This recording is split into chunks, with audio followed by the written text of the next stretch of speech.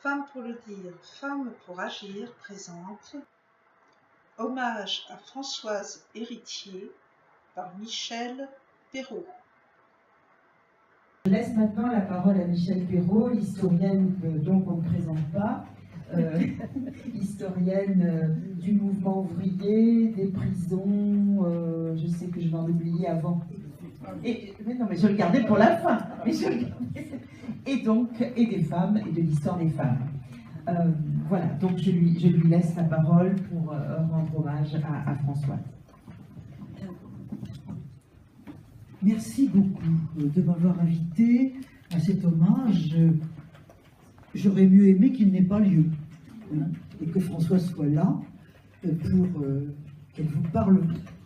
On a entendu sa parole, hein, à travers ce texte, et je trouve que ce texte raconte aussi beaucoup de choses sur sa pensée à elle, hein, la manière dont elle voyait les choses.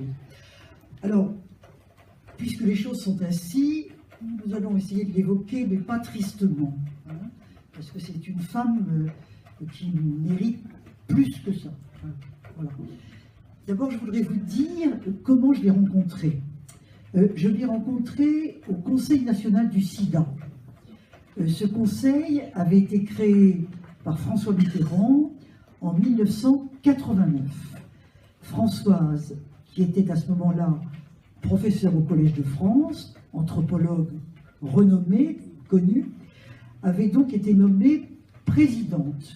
Elle a raconté souvent que quand elle avait reçu cet appel du cabinet de Mitterrand, naturellement, avant d'avoir Mitterrand lui-même, elle avait tout de suite dit « mais non, je ne peux pas, hein. Je ne peux pas, je ne connais rien au sida, personne n'y connaissait rien d'ailleurs, et je ne peux pas ». Et Mitterrand avait beaucoup insisté, et finalement elle avait accepté. Et moi, de mon côté, j'avais été appelée par le cabinet de Michel Rocard, et j'avais fait la même réponse, non, non, non, et puis finalement j'ai accepté aussi. Voilà. Alors donc, je l'ai connue comme présidente de ce conseil, et je l'ai énormément appréciée. Je ne la connaissais pas avant, je connaissais ses travaux, mais je ne connaissais pas la personne. Et j'ai beaucoup apprécié la manière dont elle a dirigé ce conseil, parce que il y avait au fond deux choses caractéristiques. C'était la réflexion fondamentale, hein. Elle était spécialiste, peut-être vous le savez, des humeurs, hein. Et le sang, le sperme, le lait font partie de ces humeurs, et ils jouent justement un grand rôle dans la diffusion du sida, qu'on connaissait évidemment encore très mal à l'époque.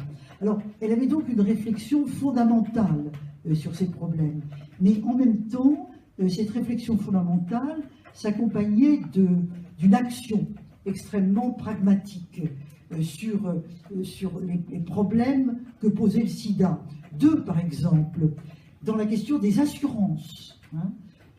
Les assurances, vous imaginez bien qu'un assureur, dès qu'il soupçonne que peut-être la personne qui demande l'assurance peut avoir le sida, à cette époque surtout, il s'arrangeait pour refuser, naturellement.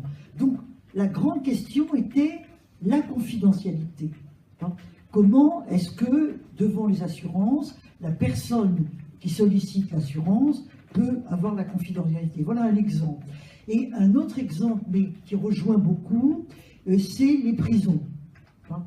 Les prisons étaient considérées comme un lieu possible de diffusion du sida, hein, et en tout cas de gens malades qui arrivaient dans les prisons. Comment leur garantir des soins à l'intérieur de la prison? C'était vraiment un problème. Alors, justement, sur le plan de la confidentialité, il n'y en avait pas. Hein. Les dossiers traînaient partout, et donc c'était extrêmement difficile pour les malades, les prisonniers atteints du sida. Alors, ce qu'elle a obtenu, et ça c'était quand même une victoire, enfin, d'une part, elle nous a fait visiter les prisons. On a été dans des quantités de prisons avec elle.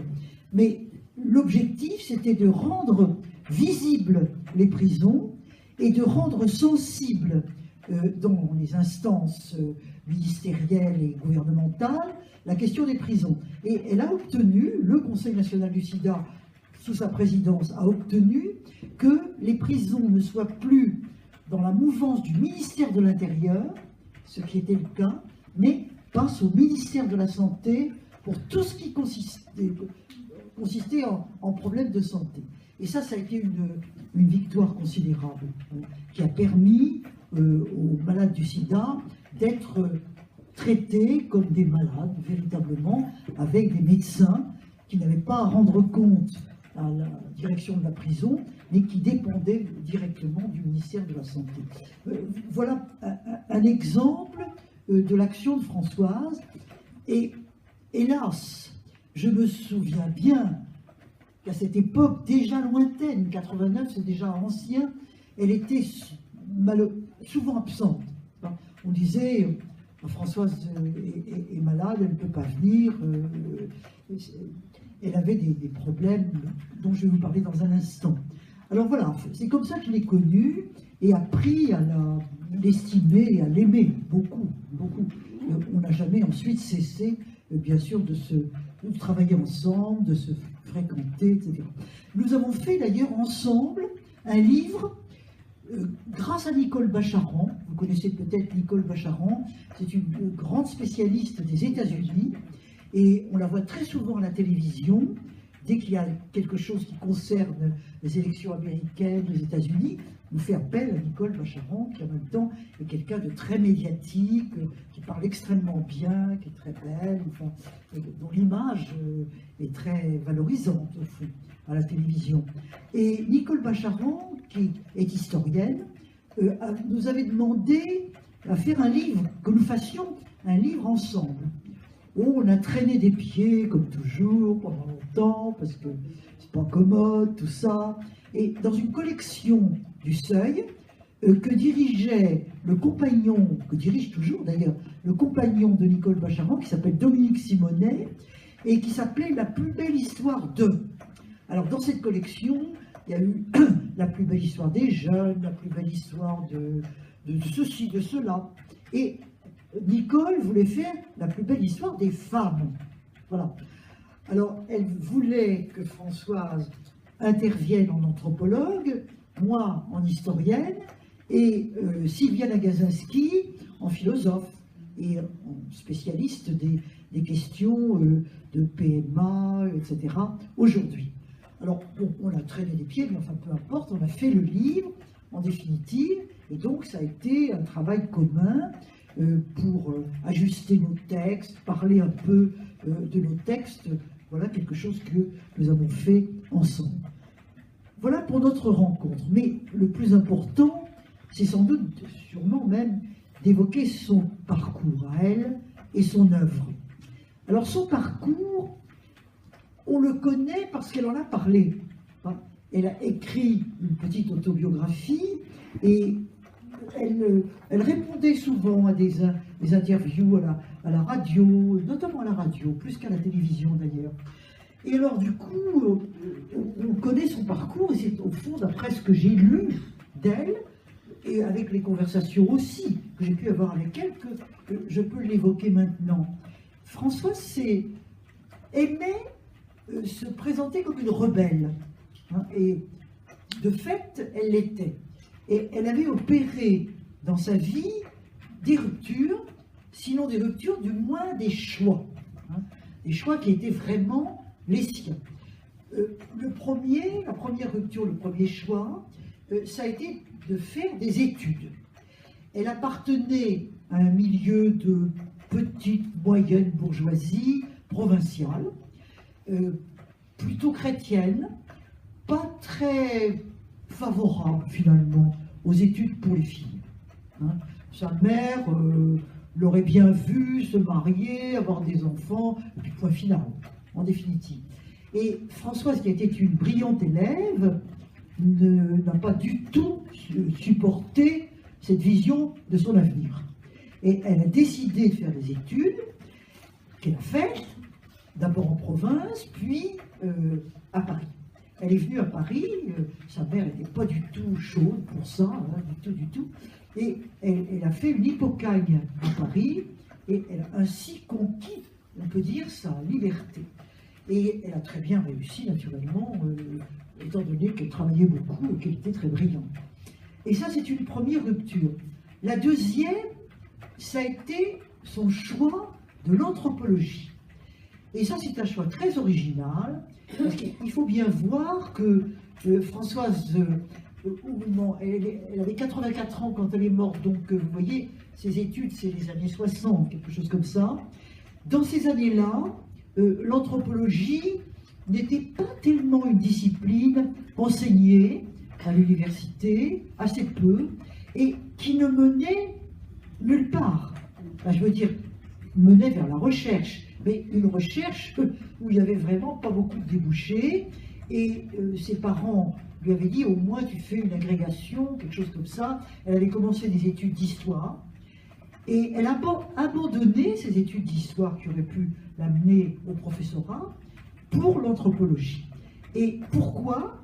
Parce qu'elle avait rencontré Lévi-Strauss et qu'elle avait été absolument emballée par Lévi-Strauss. Elle avait trouvé cet homme absolument formidable, et donc elle a voulu le suivre. Et par conséquent, elle a entrepris des études d'anthropologie, et tout ce qu'il faut pour faire ça, naturellement, et ensuite une thèse. Et cette thèse, et bien sûr, elle voulait la faire avec Claude Lévi-Strauss.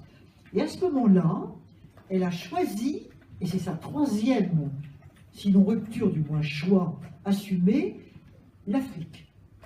Elle a décidé que son terrain, puisque c'est le mot terrain qui est important pour les anthropologues, son terrain serait l'Afrique. Et bien là aussi, dans ces années-là, une jeune femme partant en Afrique pour un terrain, ce n'était pas très fréquent. Il y avait eu des femmes anthropologues de l'Afrique. Oui, par exemple Denise Paulme, Germaine Tillon aussi, pour l'Afrique du Nord. Mais l'Afrique occidentale, terrain de Françoise Héritier, il y en avait vraiment très peu. Alors elle est partie en Afrique, elle a fait là-bas son terrain, elle y a rencontré, avec beaucoup d'ingéniosité, de courage, avec aussi une position, j'allais dire, relativement favorisée. Il s'agissait de rencontrer des femmes, et une femme rencontrait évidemment beaucoup plus facilement les femmes africaines qu'un homme.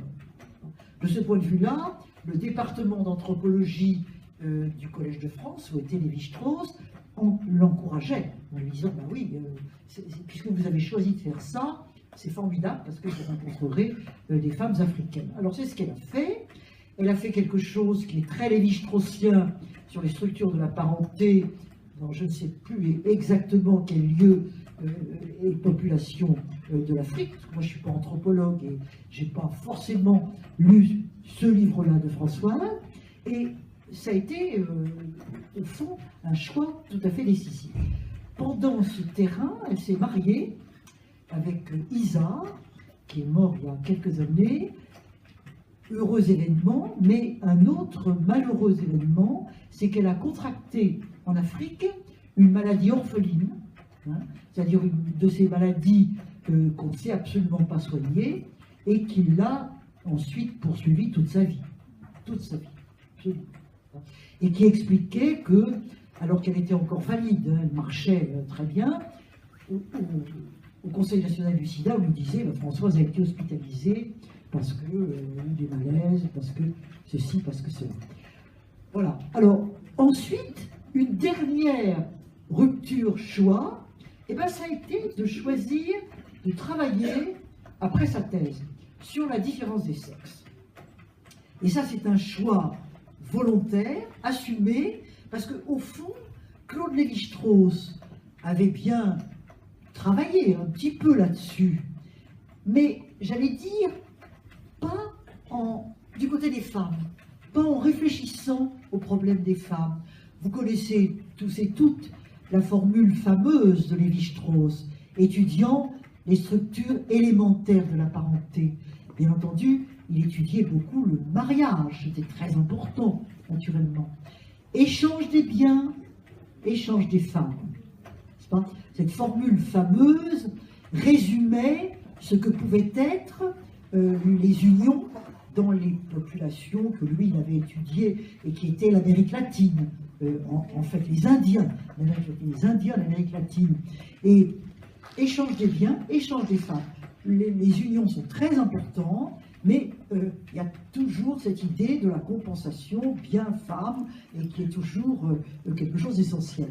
Donc, il avait mis le doigt sur quelque chose d'important dans le domaine des rapports de sexe dans les populations en question. Mais Françoise Héritier, elle l'a prise comme sujet central de réflexion, car elle avait été frappée, elle aussi, comme l'avait été Lévi-Strauss chez les populations indiennes, dans les populations africaines, de la position dominée des femmes. Ça l'avait beaucoup frappée. Ces populations africaines que nous nous représentons volontiers comme évidemment cordiales, conviviales, avec une certaine présence, puissance même des femmes. En réalité, elle avait vu derrière tout cela une situation où les femmes sont dominées. Et du coup, elle avait décidé de réfléchir à ça, et elle y avait réfléchi à partir de son terrain, mais aussi d'un point de vue philosophique beaucoup plus général. Elle avait lu les auteurs grecs, Aristote surtout, et elle s'était aperçue à ce propos que la domination masculine, ce n'était pas seulement dans un peuple d'Afrique, une tribu africaine, etc., c'était beaucoup plus général. Et c'est comme ça qu'elle a écrit son grand livre qui s'appelle Masculin-Féminin, tome 1, La pensée de la différence, tome 2, Dissoudre la hiérarchie. J'ai eu l'occasion d'en parler il n'y a pas longtemps à la mairie du 14e, donc je ne vais pas trop m'y étendre, mais je voudrais rappeler tout de même l'importance de ces livres. Dans le premier volume, La pensée de la différence, elle montre comment les hommes, la pensée sur les hommes, dominant les femmes, est universelle. Elle est universelle, on la trouve partout, absolument, et elle est en même temps, non pas éternelle, mais en tout cas de très très longue durée, depuis le commencement du monde. On la voit depuis le commencement du monde. Et elle met tout ça en valeur, elle essaie naturellement de réfléchir aux raisons de cela. Le corps des femmes, les hommes veulent se l'approprier parce qu'ils veulent se reproduire, et que le ventre des femmes est le lieu de la reproduction. Pendant très longtemps, on a pensé que les femmes n'étaient qu'un vase, où les hommes déposaient leurs semences, et ensuite il fallait que les femmes portent cette semence. Vous savez, ce n'est que depuis la fin du XVIIIe siècle que l'on sait le rôle actif du corps des femmes dans la procréation. C'est seulement à ce moment-là. Avant, on ne voyait pas du tout. On pensait que c'était uniquement un dépôt. Les femmes étaient le lieu du dépôt de la semence masculine. Alors elle a donc étudié tout ça. Elle a montré ce qu'elle a appelé la valence différentielle des sexes. C'est une expression à elle pour montrer cette espèce de supériorité attribuée par les hommes à eux-mêmes, en quelque sorte, dans les cultures et les civilisations. Et elle développe ça d'un point de vue, de toutes sortes de points de vue. Et puis dans le deuxième volume, qui s'appelle Dissoudre la hiérarchie, qui est un volume absolument passionnant, elle montre que, et ça au fond, c'est un peu une victoire de l'histoire sur l'anthropologie, n'est-ce pas? Nous lui avions dit, enfin, c'est pas nous qui lui avons dit, mais enfin, on avait beaucoup de discussions. Quand je dis nous, je parle des historiennes, des historiens, bien entendu. On disait, mais Françoise, c'est terrible tout ce que vous montrez, cette structure absolument éternelle, fondamentale. Alors rien ne change. Elle disait, oui, les choses changent, mais très très lentement. Et vraiment, les structures anthropologiques sont quand même des structures de très très longue durée. Et c'est pour ça que dans le domaine des rapports des hommes et des femmes, on a tellement de mal à changer en raison de ces vieilles structures. Mais ceci dit, la victoire des femmes, en quoi a consisté d'une part la contraception, d'un côté, Et l'IVG, le droit à l'interruption volontaire de grossesse, autrement dit, tout ce qui a été conquis dans les années 70-75, avec le fameux procès avec Gisèle Halimi, à Bobigny, ensuite la loi Veil, hein, en 74, cette loi très importante, et puis quelques années plus tard, le procès de 78 à Aix-en-Provence, et la loi sur le viol, qui décide que le viol n'est pas seulement coups et blessures, traité par les tribunaux correctionnels, mais en même temps crime traduit devant les assises. C'est très très important. Et tout ça, c'est le résultat des votes des luttes des femmes, et en même temps de l'écoute que finalement ces luttes ont fini par avoir, hein, avec Simone Veil, la première, une des premières. Alors, ça commence à dissoudre la hiérarchie.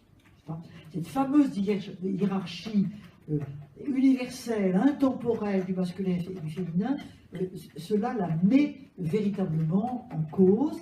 Et Françoise Héritier réalisait tout à fait en anthropologue qu'on vivait au fond une espèce de rupture anthropologique, hein, qui était en train, un bouleversement énorme, qui après des millénaires, hein, de domination masculine sur le corps des femmes, était en train de changer véritablement les choses. Alors je crois que c'est très important, et je crois d'ailleurs que nous pouvons aujourd'hui prolonger cette réflexion. D'ailleurs, Françoise, elle est morte il y a 15 jours, enfin même pas, oui, 15 jours, et elle avait donc vécu ce que nous vivons maintenant, c'est-à-dire l'affaire Weinstein, la prise de parole des femmes sur le harcèlement sexuel, et non seulement cette prise de parole, mais cette écoute aussi. C'est ça qui change, parce que les femmes, elles ont parlé pendant longtemps, mais pendant longtemps, ça a été un murmure, hein, c'est-à-dire qu'on ne les entendait pas, elles parlaient entre elles, et ça ne dépassait pas le cadre des femmes elles-mêmes. Et ce qui se produit en ce moment, c'est que, eh bien, tout le monde en parle. Et c'est relayé, et les gens disent « mais oui, mais enfin !» Et beaucoup d'hommes disaient « nous, on a fait ça, nous les hommes !» Oh, mais il ne faut pas faire ça, c'est affreux, il faut s'arrêter, et puis il faut qu'il y ait des mesures de protection, etc. Donc il y a une espèce d'énorme mouvement qui complète, je crois, prolonge cette espèce de rupture anthropologique que Françoise avait elle-même enregistrée par rapport à ses études premières, et on continue, au fond, à dissoudre la hiérarchie. Enfin, on continue ça. Alors, donc, l'œuvre de Françoise est pionnière, et en même temps, elle est actuelle. Elle a vraiment commencé à réfléchir là-dessus, mais nous pouvons nous emparer de cette œuvre pour analyser les choses qui se produisent actuellement.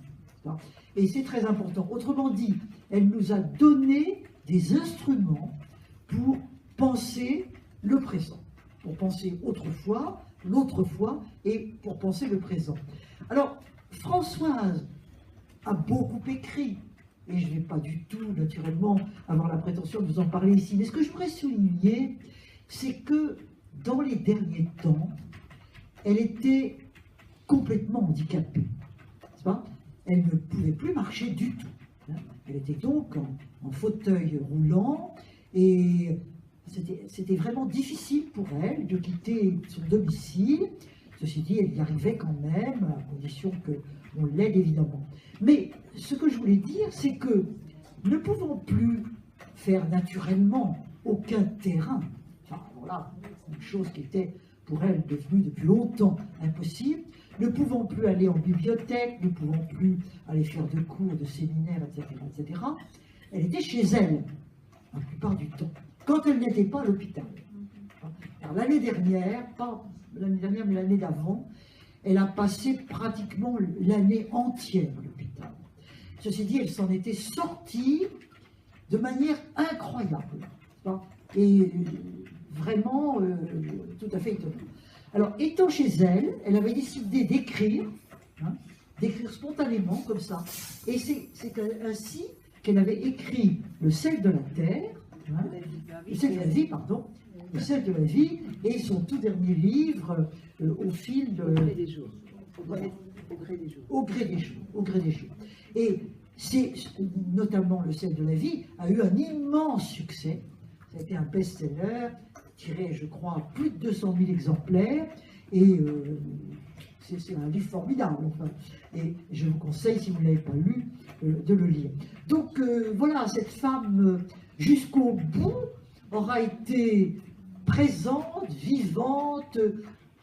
Jeudi, il y a 15 jours, hein, à peu près, elle était à la grande librairie chez François Bunel et moi je l'avais trouvée rayonnante, hein, et parlant de manière absolument extraordinaire de tout cela. Donc c'est à peine si elle nous a quittés. Voilà. Merci. Intervention tournée le 28 novembre 2017 au patronage laïque du 15e arrondissement dans le cadre de la soirée d'hommage à Françoise Héritier. Présentation Daniel Michel Chiche. Captation, montage, voix off, sous-titres Isabelle Dumont. Copyright Isabelle Dumont pour FDFA, décembre 2017.